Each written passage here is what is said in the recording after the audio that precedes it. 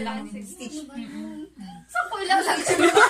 Ano yan? Mataas daw yung pag lumaki daw yung pitch. Di ba may number yun? Si Aiza. 1 to 9. Ano yun, Aiza? Mataas daw ba? Malaki ba daw yung stitch? Para sa stitch nga yung pitch niya. Kaya naman yun ang review. Alam ko yan siya. Sanawan. Huwag ka kasi magalaw. Ano mo kay Aiza? Diba? Dali, Aiza. Magkatulad naman.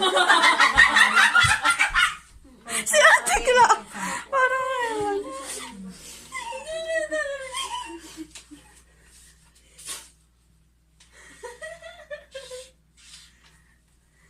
Hindi na kasi. May pag naputulang ka ng karayom, yung paghahanap niya. Mamaya. Hindi na kaya. Tigis daya ka ako eh. Isda nga, Aiza. Late ka na. Ay, ikaw lang muna. O yung hanggang sa malapit sa'yo. Ano yung alimango? Ano na, hindi mo pa nakita sa kailangan. Ang hirap kaya.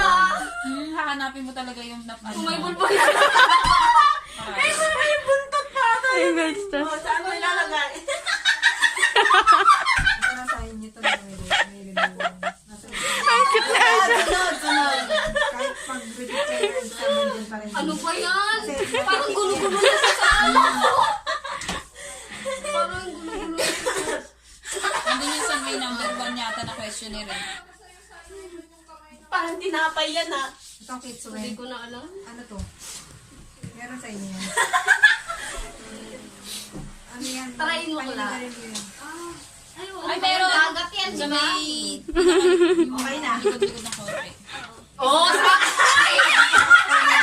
Alam ko na siya! So, yung mas ba yun? Uy, baka masaging si ano ha. Hindi ko yung una yan. Tumabi. huli na parang tandang ko na siya. Kay ano, kay Gaya Sensei. Uy, malapit siya lubok. Malapit lang. Bakit nang heavy? Nasa labas yung kaliskis. Oy, diba, lapit ko. Tama ako dyan. O, tama.